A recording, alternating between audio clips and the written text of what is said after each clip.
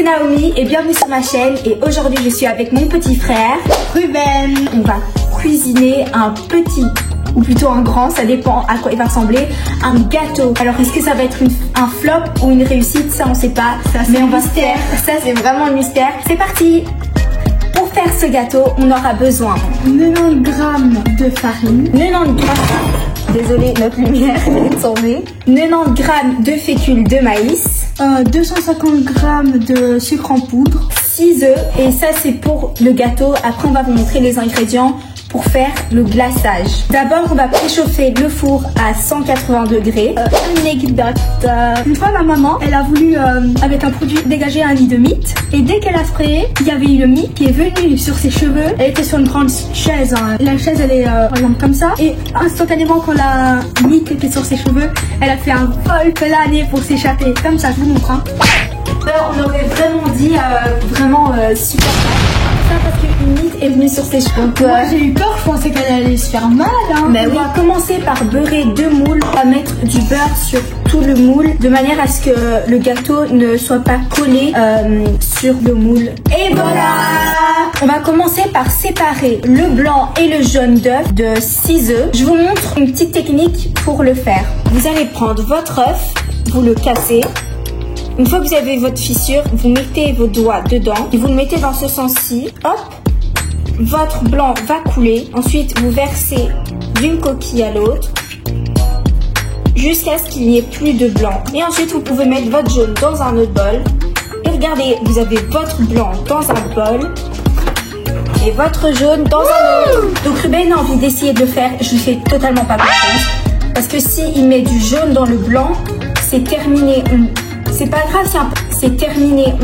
C'est pas grave s'il y a un peu de blanc dans le jaune, mais s'il y a du jaune dans le blanc, c'est terminé, ça ne fonctionnera pas. Donc Ruben, je te fais confiance, mais fais attention. Oh il m'a mis le blanc. Je t'ai dit quoi? Mais quand j'ai... Non, bouge, hein, je bougeais. Je vais prendre une cuillère à soupe, hein. Ruben, je t'avais dit. Bon, les gars, j'ai réussi à le sauver grâce à la cuillère. J'ai réussi à l'enlever, mais je vais continuer moi parce que Ruben fait n'importe quoi. Qu'est-ce qu'il se met à bouder derrière? Mais regardez-le. Mais qu'est-ce qu'il fout? Tu pars? Allez, reviens. Reviens. C'est pas gentil. Donc voilà, on a séparé nos blancs d'œufs de nos jaunes d'œufs. Et maintenant, on va prendre les jaunes d'œufs et on va les mélanger avec le sucre en poudre. Mon petit frère Ruben met le sucre. Allez, j'aurais un petit, non mais pas trop. et voilà. Et maintenant, on mélange.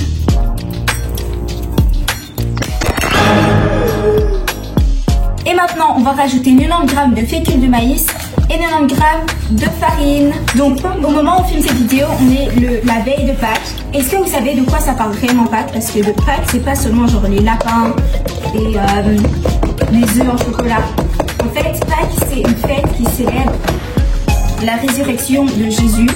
D'ailleurs, nous, si jamais vous ne savez pas, on est des très grands chrétiens. On est des très grands chrétiens. Et donc cette fête est très importante pour nous. Donc là on est en train de mélanger la pâte avec la farine et le fécule de maïs. Et c'est hyper dur, la pâte est hyper dure. C'est vraiment pas facile. On va battre les blancs d'œufs en jaune. J'utilise cette machine pour le faire. Et je mélange comme ça. Pour ceux qui le savent, j'ai été chanter pour la reine. D'ailleurs, va regarder la vidéo si tu ne l'as pas encore vue. Je suis même venue un petit peu en retard à cause de ma préparation, mais ça va, ils m'ont quand même laissé rentrer. J'avais trop peur qu'ils ne me laissent pas rentrer en fait, mais bon. Maintenant, j'ai battu les œufs en blanc. Ok, on verse. Regardez, c'est trop bizarre. Ça garde la forme du bol. Et après, ça se fait maintenant. Et maintenant, on mélange. D'ailleurs, je vais vous expliquer une histoire que très peu de gens connaissent. En fait, quand j'étais petite, ma maman voulait que je monte pour aller dormir, mais moi j'avais pas envie. Et mon frère, il était tout bébé et ils étaient dans une pièce. Et dans cette pièce-là, en fait, la porte peut seulement s'ouvrir de l'extérieur. Donc tu peux pas, si la porte est fermée et que t'es à l'intérieur, tu es bloqué. Et je me souviens, j'étais énervée, donc sans me rendre compte, j'ai fermé la porte quand je suis partie. Ma maman, elle était là-bas pendant 2 secondes, mais en fait, elle avait laissé la plaque en train de cuire, et donc ça a mis le feu dans la maison, et moi, je me rendais pas compte. Mais ça va, mon père était rentré du travail, donc il a pu tout enlever, mais sacrée histoire. J'ai failli mettre le feu à la maison parce que j'avais pas envie de dormir. Vous vous rendez compte? Ah là là, mélange bien, Ruben. Une autre anecdote, il y a quelques temps, je crois que c'était il y a 2 ans, c'était l'été, donc tout le monde mange des glaces et tout ça. Mais Ruben voulait prendre de la glace, mais c'était avant le repas. Mes parents évidemment lui ont dit non, tu manges pas de glace maintenant. Ensuite Ruben, comme il est là, il va manger la glace discrètement. Enfin pas très discrètement finalement. C'est faux. Si, c'est vrai. Et ensuite on a été manger et on voyait qu'il avait de la glace sur tout le visage. Tout le visage. Et mes parents ils ont même commencé à filmer parce que c'était trop drôle. Et ils ont demandé Ruben, est-ce que t'as mangé de la glace? Il a dit non, pas mangé de la glace. Alors qu'il avait de la glace tout plein le visage, c'était trop drôle. Avoue que t'as mangé ces glaces. Non. Si. Non. Maintenant on va verser tout ça dans les moules. En fait, l'autre fois, on a voulu faire ce gâteau pour nos voisins. On verse la pâte, ce que Noémie est en train de faire. Et là, catastrophe, le moule ne tient pas. Du coup, la pâte, elle coule. Et on a perdu la moitié de la pâte. Du coup, le gâteau, normalement, il avait 2 couches. Et maintenant, il avait une couche et la couche, elle était comme ça. Ouais, donc on a perdu plein de pâtes à cause de ça et on était trop dégoûtés, surtout moi. Est-ce que j'allais être heureux de ça? Je pense pas. Donc là, on a versé les pâtes dans le moule et on va le mettre durant 20 minutes au four. Donc là, on a mis les gâteaux dans le four. Oh, je pense que ça a cramé! Oh non! Attends, je vais vérifier, attends. Le gâteau du dessus, il était trop proche de la plaque et je pense qu'il a cramé.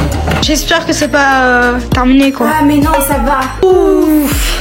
J'ai cru qu'il était cramé, genre, vous avez pas idée. Waouh, j'ai stressé de fou. Attends, montre-le.